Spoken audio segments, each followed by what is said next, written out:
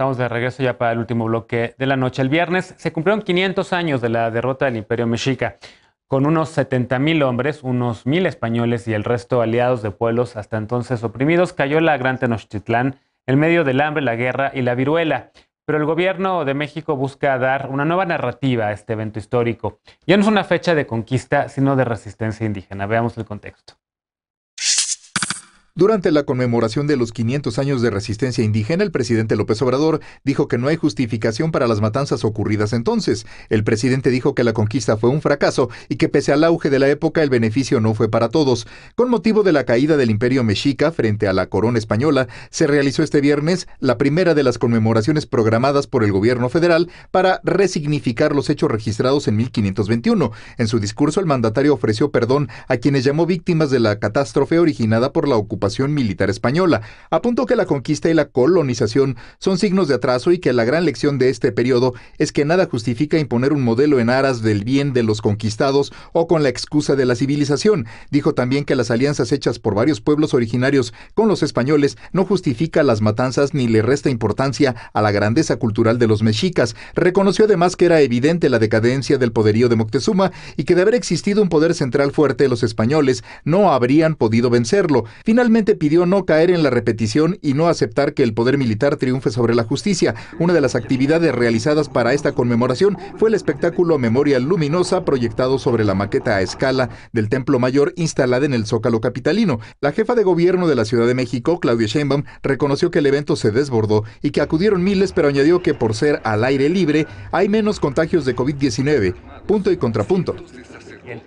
Último tema de la noche, y tenemos de verdad, nos comimos muchos minutos de los bloques anteriores justo de este. Entonces empiezo contigo, Eder, sugerencia tuya este tema. ¿Por qué importa este tema? ¿Quién dice, ay, a ver, ¿por qué hacen esto? No importa, están desviando la atención, la pandemia COVID-19, el Zócalo se desbordó y demás. ¿Qué les dices a esas personas? Sí, hay dos debates. Un debate que pasa por los argumentos de la oposición, que plantean el riesgo que hay a abrir un evento público en la principal plaza pública del país, que es el Zócalo, y hay otro debate que me parece que es mucho más enriquecedor, que es el que el gobierno de México, en el que participa el gobierno de México, no como el principal protagonista, sino que acompaña el debate de la academia, y esto es a mí lo que me llama muchísimo la atención. ¿Por qué? Porque entre historiadores, economistas, antropólogos, en el contexto de estas conmemoraciones y desde el 2018 iniciaron una serie de debates públicos, publicaciones de libros. Enrique Semo acaba de publicar uno interesantísimo sobre el tema, en donde están rompiendo con ciertos mitos de cómo nos enseñaron la historia. Fíjense lo grave que es el mecanismo de la historia oficial antes de la 4T, que nos hacían creer que a México lo conquistaron, para empezar, cuando no existía México como Estado-nación en ese momento. Lo conquistaron porque Moctezuma confundió a Cortés con una deidad. Primer mito que se está cayendo. Lo conquistaron porque había una mujer traidora al México que conocemos ahora.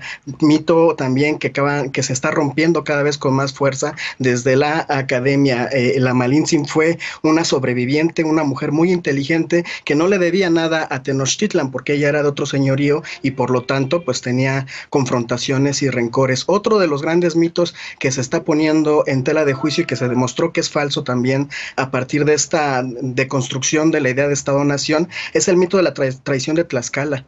También el mito de la conquista de México. Como yo dije, no existía México. México comenzó a existir después de la independencia, y que sí fue una disputa entre señoríos en donde participó con el 1% de sus fuerzas el ejército español. Y a partir de ahí se comienza una historia que es profundamente interesante. ¿Y en qué contexto se da este debate? En un contexto pandémico en el que la inmensa mayoría de los sectores poblacionales del mundo en plena pandemia han visto reducidos sus ingresos, y en México los pueblos originarios han incrementado sus ingresos a partir de la llegada de la Cuarta Transformación. Y eso, ¿cómo se refleja? De acuerdo con Coneval, se refleja en que estados del sureste mexicano como Oaxaca, Guerrero, Chiapas están disminuyendo su pobreza, contrario a la tendencia que hay incluso a nivel nacional. Entonces sí hay una atención muy puntual a los grupos originarios en el proceso de la Cuarta Transformación. Hay un montón de pendientes todavía, hay muchas resistencias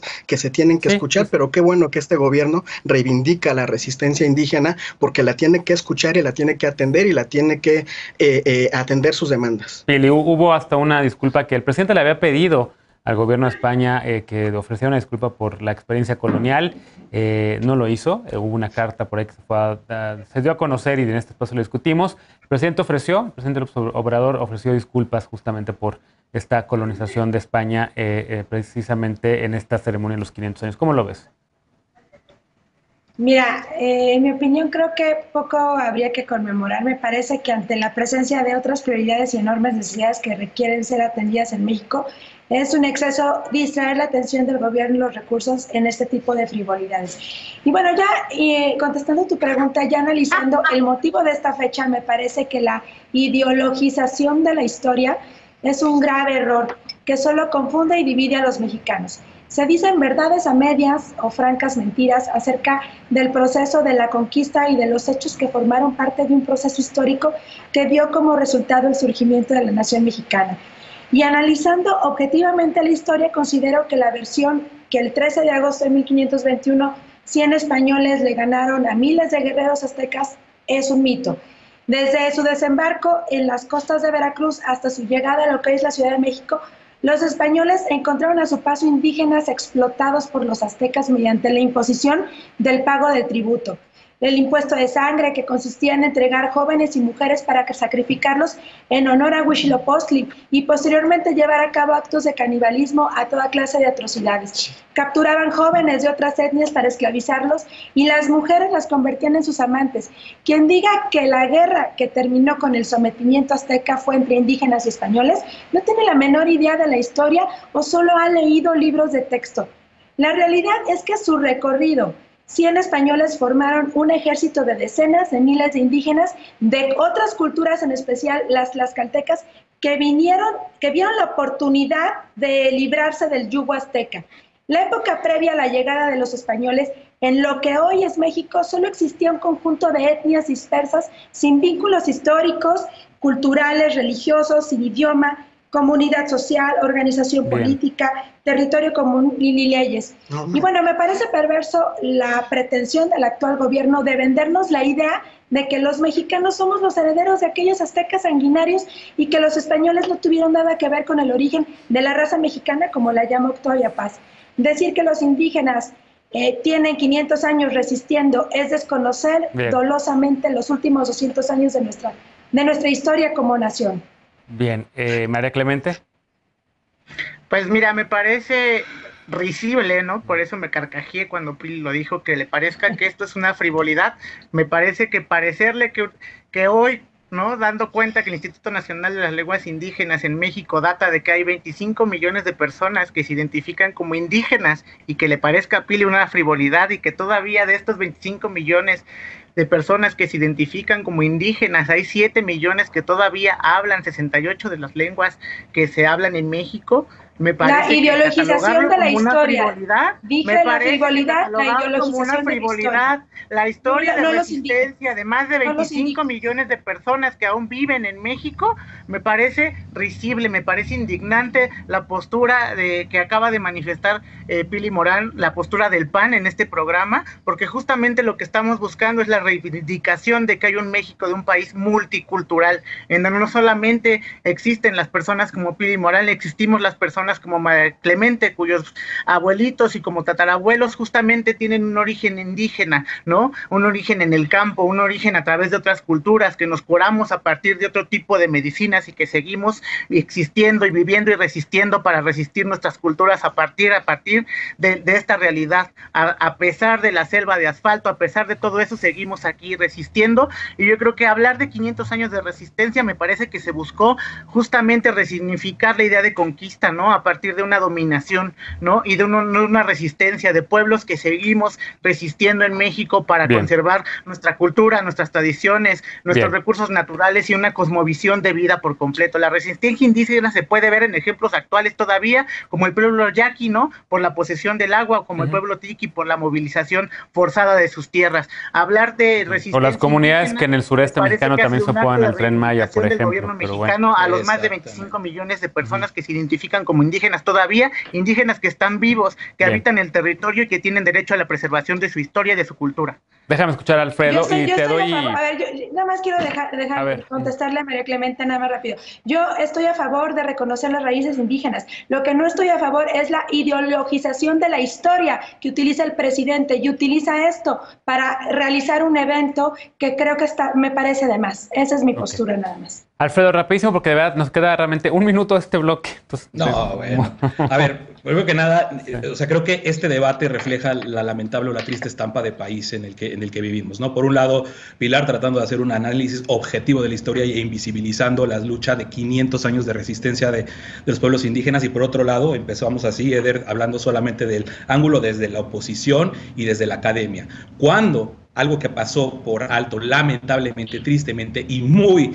y que refleja muy bien que es este gobierno de pura saliva y de puras palabrería, es que el viernes, mientras el presidente López Obrador se armaba su espectaculito, marcharon bastantes personas de distintas comunidades indígenas de nuestro país. Estaba ahí María Jesús Patricio Martínez, Marichuy, que por cierto... Prueba de que somos un país racista es que no le pudimos dar ni siquiera 866,000 firmas para su candidatura independiente en 2018. Pero en este momento, este viernes marcharon, no se les permitió entrar al Zócalo. Un evento que supuestamente es de los 500 años de resistencia indígena, y se les bloquearon los accesos al Zócalo, a las comunidades indígenas. Fueron a entregar un recurso, una amicus curiae en la corte a raíz de lo que está pasando en Ostula, y eso fue todo. El escuadrón 421 del EZLN que está en España, ahí sí, reivindicando y tratando de construir con pueblos hermanos desde la autoridad para hablar de estas resistencias que hay en Europa, en México y en el mundo. Y estamos hablando de una maqueta que se armó el señor que vive atrás de ella, ¿no? El de Palacio Nacional, cuando, ojo, lo que dijeron bastantes personas, bastantes representantes de las comunidades indígenas que estuvieron movilizándose en estos días, es que está ahí en los videos, pie de página hizo un recuento fantástico, una cronología. Si esta es la cuarta transformación, no la queremos, porque es de muerte y despojo, refiriéndose a los megaproyectos de muerte de este gobierno. Pura saliva, puro simbolismo, y de fondo el mismo racismo, la misma discriminación y los mismos ataques hacia los pueblos indígenas. Da para mucho el tema, pero lamentablemente se acabó el tiempo del programa, estamos encima del tiempo. Solamente confirmo lo que dice Lecona de que no dejaron entrar algunos grupos. Yo tuve que caminar como 3 kilómetros porque yo iba a estar por ahí, tenía una reunión precisamente en esa zona, y me tocó ver cómo elementos de seguridad no dejaban pasar a danzantes, a comunidades indígenas, porque estaba completamente acordonado el centro histórico. Hacemos una pausa y al regresar la paparrucha de esta noche, no te vayas.